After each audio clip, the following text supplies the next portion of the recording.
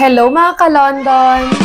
Loan dito, loan doon. For today's video ay syempre panibago na namang online loan application ang ating re-reviewin. Kaya tara, samahan nyo kung alamin kung ito na ba ang magiging solusyon sa pera problema natin.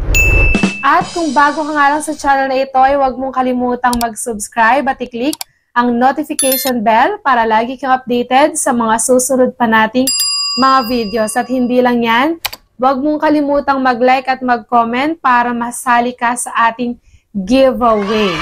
So, sa mga nagko-comment dyan, isa na kayo sa may mga chance na makareceive ng giveaway dito sa ating channel para makapagbigay naman tayo ng konting or makipag-share naman tayo ng konting blessings na nare-receive natin dito sa ating YouTube channel. At ngayon nga is panibagong online loan application na naman nga ang ating re-reviewin. Napakaganda naman ang ipinapakita nito sa kanyang ads dahil pwede daw tayong mag-loan ng up to 60,000 pesos.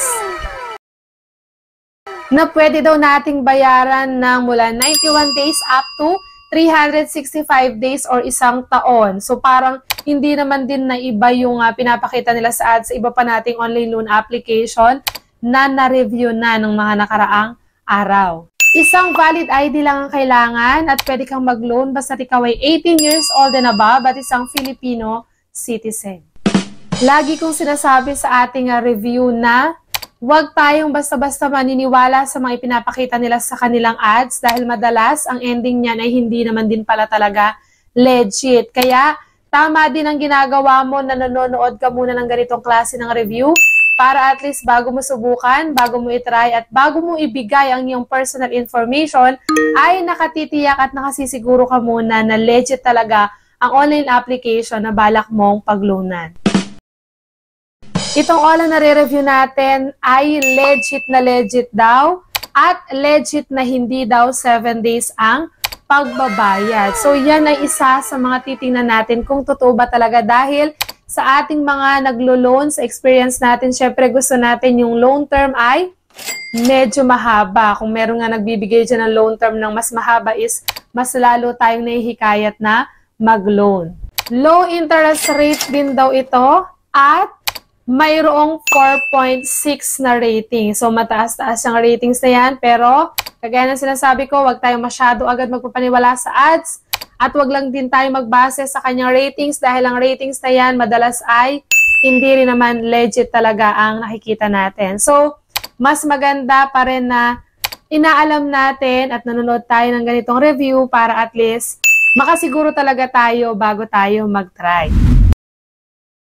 Ang ating reviewing OLA na tinutukoy ko ngayong araw ay ang Instacash Online Loan App. At after ko ngayon ma-install is eto na yung kanyang homepage at nakalagay dito, reward loan is up to 60,000 pesos. So tingnan nga natin, medyo hindi ako kumbinsido dito dahil sanay naman na ako sa paglo-loan at walang ipinapaloan na 60,000 pesos for first time user. Wala pa ako nakitang ganyan. So check natin yan. Get a loan na agad tayo. So syempre kagaya ng ibang online loan application, kailangan nating mag-register para makapagpatuloy. So ilalagay natin dyan yung ating phone number, active phone number para sila ay makapag-send ng verification code. So, step 1 dyan is tatanungin ka, what is your gender? Tapos, next is your job title. At dito nga is kailangan natin mag-enable ng permission. So, ito yung mga gusto nilang i-access, yung camera and yung inyong location. So, kailangan nating i-turn on yan para at least makapagpatuloy tayo sa next step. At after nyan ay dito na tayo sa mga ID na pwede dito sa OLA na ito. So, pwede dito ang PIN, health card, postal ID, ERC, SSS, pag-ibig at voters ID. So, ito lang yung mga ID na recommended dito. At pag hindi ka or wala ka dito sa mga ID na nabanggit, is hindi ka pwedeng mag-loan sa OLA na ito. After na makapili na tayo ng ID dyan, syempre, pipicturean lang natin yung harap. And then, mag-facial verification. So, sa facial verification, dito sila nakakasiguro na ikaw talaga yung naglo-loan at hindi nagamit yung ID mo. At susunod na dyan ay ang personal details. So, dito, sasagutan mo yung education, kung anong natapos mo, kasama ang marital state, number of credit cards, kung wala naman dyan, ilagay mo lang 0. kasama ang email. So, sa email address dapat active at nakaka-receive ng messages. Kasama din dyan ang, ulit, gender, kung male or female. Kasama din dyan ang residential address, loan purpose. So, sa loan purpose, ito yung mga pwedeng pagpilian dyan. Business startup, pwede ang business development, business trip. So, kagaya lang din ng ibang online loan application.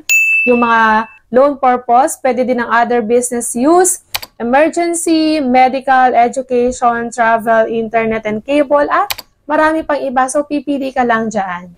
Sa company information naman, or yung employment details natin, syempre, hindi pa rin mawawala ang company name, company address, kasama din ang company phone number. Ingat lang tayo sa pagbibigay ng company phone number at baka pati ang ating trabaho ay maapektuhan kapag ang mga agent ng all ay tumawag sa ating company number. And then profession, kasama din syempre, tapos yung work experience kung gaano ka nakatagal sa iyong trabaho. Kasama din dyan syempre ang monthly salary, kung magkano yung sahod mo, kasi diyan nila pagbabasihan kung ilan ba or magkano ba yung i-approve nila sa iyo or ibibigay nila sa yung credit limit at yung payday kung kailan ka ba sumasahod. Sa profession nga pala, ito yung mga pagpipilian. So, pwede dito ang student. So, estudyante pa lang, pwede ka nang makapag-loan. Kasama ang police din, doctor, government staff, professional specialist, teacher or teaching staff, OFW. So, sa oras na ito ay pwede ang mga OFW at unemployed kasama din. So, kahit wala kang trabaho, pwede ka dito. Self-employed or business owner at marami pang iba. Dito man sa contact reference, ay kailangan nating makapagbigay dito ng 5. So, ilalagay natin kung ano bang relationship natin doon, ano kanyang name at phone number. Make sure lang na yung mga ilalagay nating contact references is alam nila na nilagay natin sila as contact reference sa ating loan. Kasi mahirap na, alam naman natin, pag hindi na tayo na-contact dun sa phone number na ibinigay natin, ang susunod lang tatawagan or i-message yung mga nilagay nating contact reference. At dito na tayo sa last part, yung card details or yung disbursement method na tinatawag. So dito naman, kapag e-wallet ang pinili natin, ilalagay natin yung recipient e-wallet, tapos yung name, middle name, last name, at yung e-wallet account. At ito nga yung mga pagpipilian natin sa e-wallet. Pwede ang GCash, Coins, PayMaya, GrabPay, Shopee, at OmniPay. So dito is pwede rin naman through bank. At dadako na nga tayo dito sa pinakahihintay nating part at pinaka-importanting part ng ating review. Syempre kung magkano ba yung nakuha kong credit limit or kung na-approve ba ako dito sa OLA na ito. At dito nga is na-approve naman tayo at ito ay 2,000 pesos. So ang tanong natin ngayon kung buo ko bang na-receive yung 2,000 pesos, bilisan na natin para makita natin agad kung buo ko ba talaga itong na-receive. Hindi ko po siya buong na-receive. So yung 2,000 pesos na ibinigay nga nila sa akin, ang na-receive ko na lang ay 1,240 pesos. Saan nga ba napunta yung 760 pesos?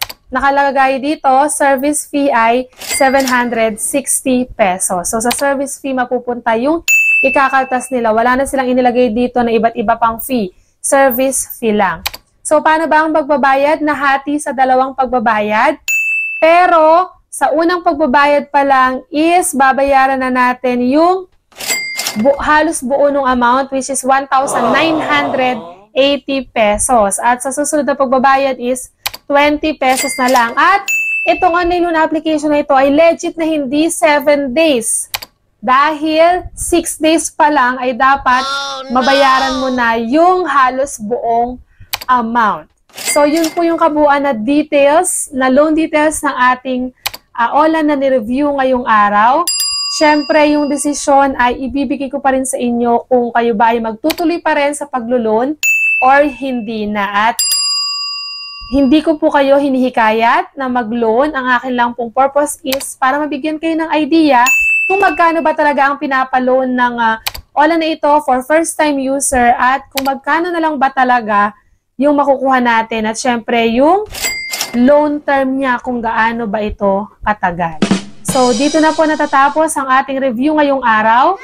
Hanggang sa muli mga ka-London!